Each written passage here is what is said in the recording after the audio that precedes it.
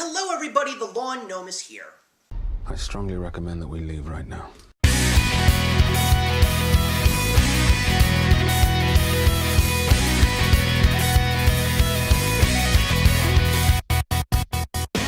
I did not expect to have a new movie to talk about in the month of July because of the current COVID-19 epidemic, but I definitely didn't anticipate giving you guys two reviews of two new movies in 1 month. Thanks to the word that was getting around, I went to Netflix and I watched The Old Guard, starring a fantastic cast including the great Charlize Theron, Chiwetel Ejiofor, and Harry Melling from the Harry Potter franchise. You know him better as Dudley Dursley. So this movie is directed by Prince Bythewood, and it is based on the limited graphic novel series from Image Comics. It is the story of a small group of immortals who basically make it their mission in life to search out true trouble in this world that can truly cause the world to go into a tailspin and basically make sure that the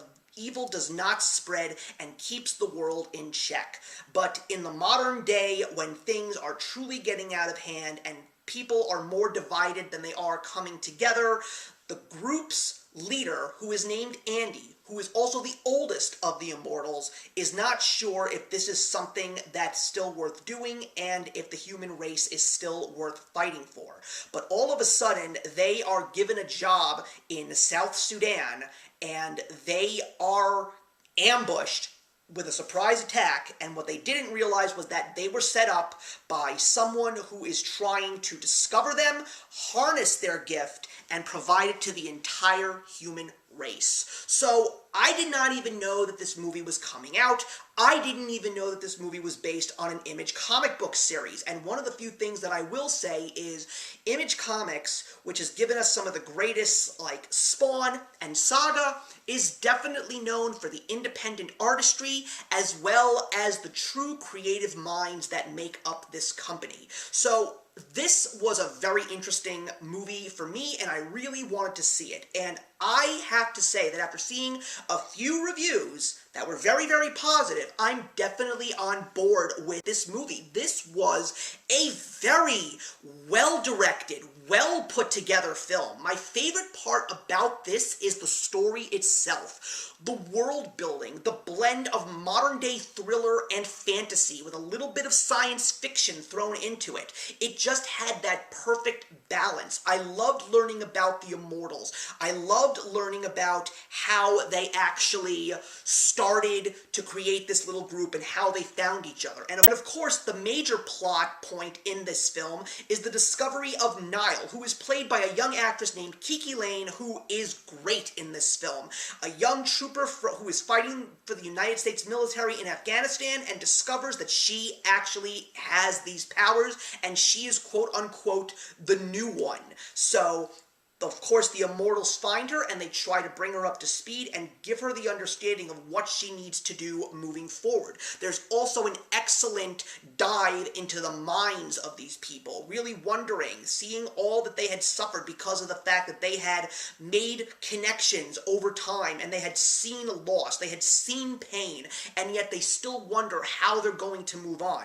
But all at the same time, they're being hunted by this guy named Copley, who is also working with this major genetics company, of course, that is run by Harry Melling's character, and the true evil of this guy is how he just thirsts for these people's gifts and really wants to harness their powers to basically not necessarily give it to himself, but also truly feel that he has the power of the gods because he actually harnesses said power. I thought that the story was great, even though it wasn't always filled with action and excitement. I mean, that's normally what we see a lot in comic book films these days, but I really liked the fact that it was a very slow burn. There was a lot of story gathering, a lot of world building, a lot of character interaction, a lot of character development. It was very, very well done. And even when the action does take place, it is definitely a great watch. And also, We get such an amazing cliffhanger at the end of this, even though this is based on a book series that was only 5 issues. I'm really curious to see if this movie might in fact get a sequel. I really thought that it was very impressive. I was extremely surprised, and I will also say that if you are just eagerly awaiting Wonder Woman 84, let this be the appetizer for the main course that will hopefully come before 2020 comes to an end. So the Old Guard, I will say, is truly one of the best films that I have seen this year, even though there aren't that many, but I will highly recommend this one. And for a comic book film, I really hope that, if anything, it achieves this excellent cult status. It is a movie that I would very much want to see again, and I don't know if it will come out on DVD, but I hope that it does, because I would very much like to add this film to my collection. I'm going to be giving The Old Guard a 3.5 stars out of 4. I didn't think that it was extremely perfect. I felt that some of the slower points dragged a little bit, but not entirely. But overall, as a package, I had a very good time with it. Is it something that everybody's going to enjoy? Not necessarily, just because if you're not a fan of these kinds of movies, you probably won't care for it. So that is why I'm giving it the rating that it gets. So thank you very much, everybody. Please put your comments in the box below, and let's discuss The Old Guard, and I will see you in the next one.